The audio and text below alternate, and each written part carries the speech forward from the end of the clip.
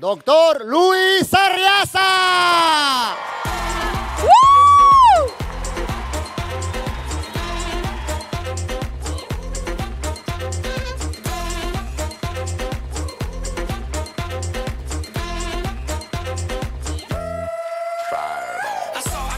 Okay.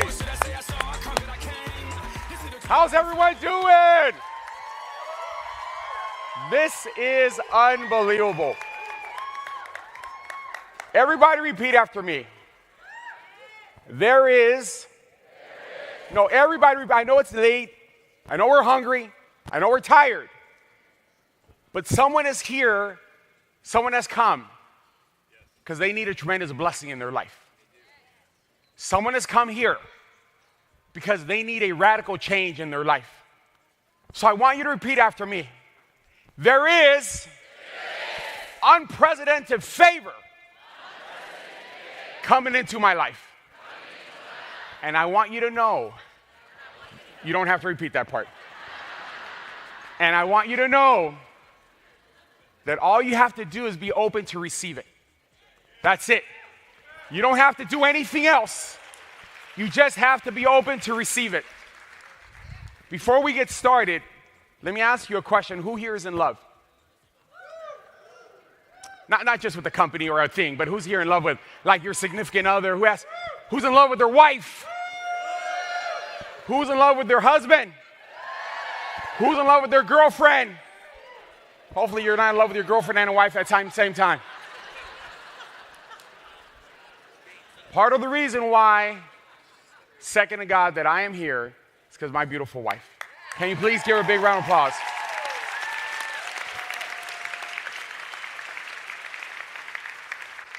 And as we have a culture in Youngevity, I want you to give the following companies that have come in the last 12 months a super round of applause.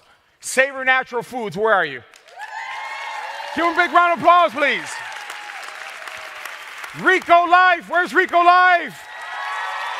There you go, Rico Life. Bienvenidos. Bienvenidos, Rico Life. Where's Bella Vida? Bella Vida. Well, give them a round of applause anyways, yes? Sorvana. Nature's Pearl. Free Life. There you go, Free Life. And soon a couple more are coming in. This is growing exponentially. And as they've referenced a couple times, that there's been some things that have happened in the last week. And one thing that we know is that when the enemy comes, he comes to destroy. And what he cannot destroy, he will distract. And one thing is that the enemy has tried to distract us in the last few weeks. 3 weeks ago, we were celebrating my mother-in-law's 91st birthday. 91 years. And she, at 91 years old, she still has the ability to cook. And if you are Latino, or even if you go to Mexican restaurants, and you have tried mole, there is leadership in mole. I'm serious. Mole is like, there's God, family, and mole, right? And when you have my mother-in-law's mole, you want to come back for more. So my mother-in-law was making this big old thing, because she doesn't make a little bit of mole. She makes like this, like in a bathtub of mole, right? And they start cooking like 2 days ago, 3 days prior, with old bread and old tortillas and peanuts and chocolate. And I can't even tell you what goes into this because it'd turn you off, but it is spectacular. And we had it was a small gathering. We had about 80 people at the house. And for our Latino group, that's a small gathering, yes? And if you know where we live on top of a hill, like literally on top of this hill. And there's two ways up. There's a fire exit and the front. And so a friend of ours came up and they say, there's something burning down there. And I said, I didn't pay really attention. I didn't see any smoke. I didn't see any alarm. I didn't see anything. And then like 5 minutes later, another couple came up. They said, there's like a fire at the base of your hill. So I sent my son, Fabian, to go and check this out. He got in his car, he drove down, and he called me. And I can hear the concern in his voice. He said, Dad, it's a brush fire. And all the hill's dry. So that's when I got on my middle son's bike, and I biked to the cul-de-sac, And I saw the flames. And I biked back home, and everyone was in the midst of just tearing that mole apart, right? And I walked in, I said, hey, you all have to leave because there's a fire. And they looked at me, yeah, whatever. And they just kept tearing that mole apart. So I came back out. Now that fire was in my backyard. Flames, huge flames. I ran back in, you have to evacuate. There's a fire. They're like, brother, we're eating mole right now. Are you crazy or what? Then they saw the flames. And in the day that we lived, they didn't run. They took out their phone and started filming the thing, right? I said, no, you got to go, right? So God's grace, we have all this ice plant around our property. And the gentleman that takes care of all that, there's like 80 acres on top of this hill, he cut away a lot of brush. And our awesome fire department arrived. He said if it wouldn't have been because of those two things, your house would have burned down. And our house was saved. On Sunday,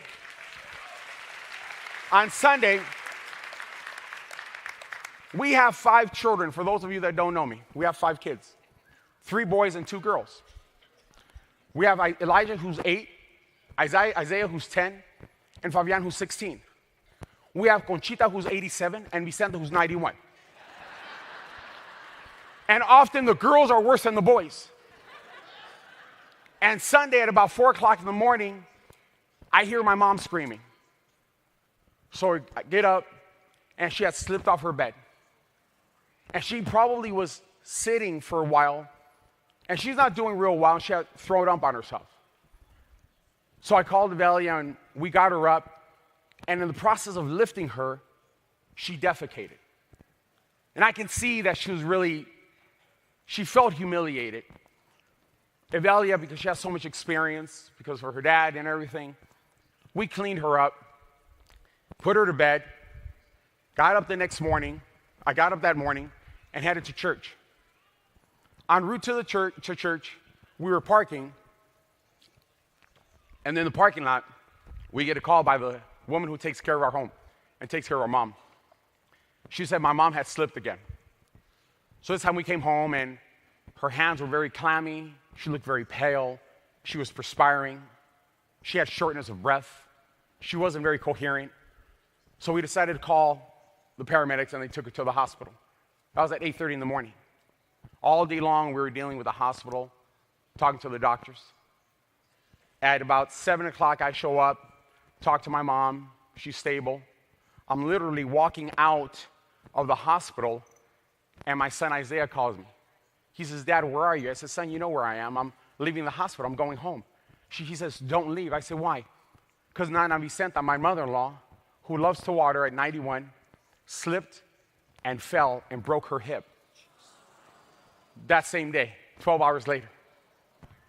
What the enemy doesn't destroy, he will try to distract. Right? The next morning, it was crazy. Avelia was at the hospital till like 2, 3 in the morning. She's exhausted. She gets back. The next morning, we must continue, right? We get up. We're getting ready for work, getting ready for the leadership. One of our ladies that takes care of the house left the side gate open, and our beautiful husky runs out and gets lost. He's been missing for 4 days. So the beautiful husky comes up to your lawn, it's ours, okay? Because these dogs run forever. I don't know if you have a husky, but they just run forever. So what I'm telling you right now, my mother-in-law and my mom are stable. But what I'm telling you right now is this. Something didn't want Avelia and I to come this weekend. And something didn't want Avelia and I to come this weekend because there's somebody here that needs to hear a word right now. They need to hear a message right now. And I want you to know that there's somebody that in the next 12 months, from now until next convention, you will come back and your business will have exploded. You will be out of debt. You will have restored those relationships. I'm telling you right now that there is some unprecedented favor that is going to come into your life in the next 12 months. But you must be prepared, you must be open, and you must be willing to accept your new chapter in life.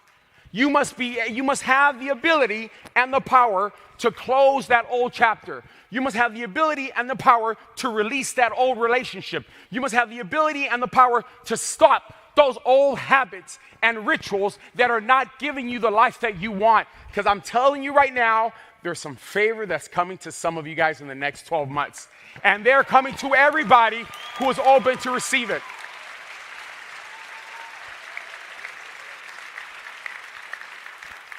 So I have a few principles that I want to share with you. And I have about 3 hours of principles to give you in the next 4 minutes and 31 seconds. So I'm going to have to cut out a couple of principles. But I've named these principles after my family. And the first principle is called the Elijah principle. And the Elijah principle says, don't stop, keep moving. It was about 4 or 5 years ago, and we lived in Glendora at the foothills. And there's this beautiful 2-mile hike. And it was a long hike. And it was incredibly steep, windy, the dirt was uneven. So we decided, let's go hiking. I even think Cynthia was with us. It was Cynthia, yes. It was my wife, Fabian, Isaiah, Elijah, and Cynthia, right? And we're like, let's go. It sounded good at first, right? Halfway through, we're like dying. We're like panting like animals. We can't get enough air. All our water was gone. And Evelia, Cynthia, Fabian kept going to the front. I told Isaiah to go because Elijah wasn't going to make it. My middle son, he's a big boy. And he says, Dad, I'm not going to make it. I said, son, you have to go. Don't stop, son. You have to keep going. I said, Bobby, I can't. You know, Daddy, he says when he's happy. Bobby is when he's not happy, right? Bobby, ya no puedo. Ya no puedo, Bobby. You know, and it gets real dramatic in Spanish. Bobby, ya no puedo. I can't. I said, son, and I'm telling him, you have to keep going because I don't have the strength to carry you because I was exhausted. Not just you have to keep going for you have to keep going for me. And he finally stopped. I said, son, don't stop. Because it's much easier to go slow than to stop and start. And I said, son, don't stop. I said, because when you stop, something happens. So he stopped, and there's a bush. And in this bush, you hear this. Psst. And he said, Bobby, I don't.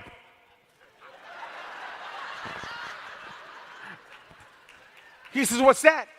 I said, son, I'm not a professional hiker. I don't know what that is. And he took a step in the bush. Psst. He said, Bobby?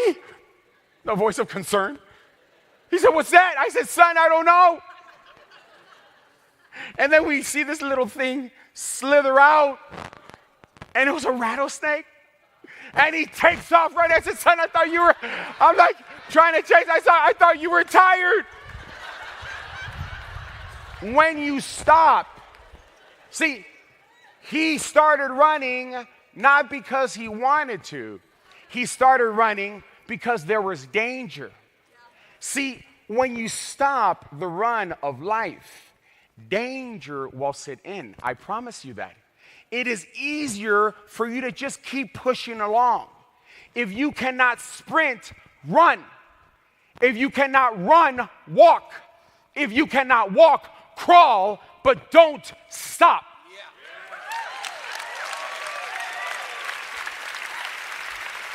I don't care how bad it is, don't stop. Principle of Ariaza number 2. It's called the Fabian principle. Fabian is our oldest. This boy is spectacular. And I told him one day, we were having a little barbecue. I said, son, go and get the ketchup in the pantry. He said, Dad, I don't want to. That's what I said, right? I said, boy, you better go and get the ketchup right now, right? And he's like, I don't want to, Dad, I don't want to. He's like, stop it, I don't want to. He opens the pantry, he says, I don't see it. I said, son, it's on the left side, second level, behind the mustard. I don't see the mustard. I said, you got to be kidding me. So I get up, right? I get to the pantry, open it up. There's the ketchup and the mustard. I said, son, You don't see the ketchup and the mustard? He said, Papi, I didn't see it. And you know the truth? He didn't see it. But because he didn't want to go, he turned off the filter in your base of the brain that's called your reticular activating system. And the reticular activating system only allows you to see what you want to see, not what you don't want to see. And I've learned in life that there's two types of people. I've learned in life that there are those who see what they want and those who see the challenges en route to getting what they want. And I encourage all of you to reprogram your reticular activating system. Open your life up, open your mind up, open your subconscious up, open your implicit brain up, and understand that there's favor coming to you in droves. It's time to stop playing small. We have 2,500 people here. Why not next year have 25,000? We have 6 new companies. Why not next year have 16 new companies? We're in I don't know how many states. Why not you? Why not you be the one that opens up a brand new country? Why not you be the one that brings in the next top producer? Why not you be the one that they write stories about? Why not you be the hero of Youngevity? Thank you guys so much. God bless you guys.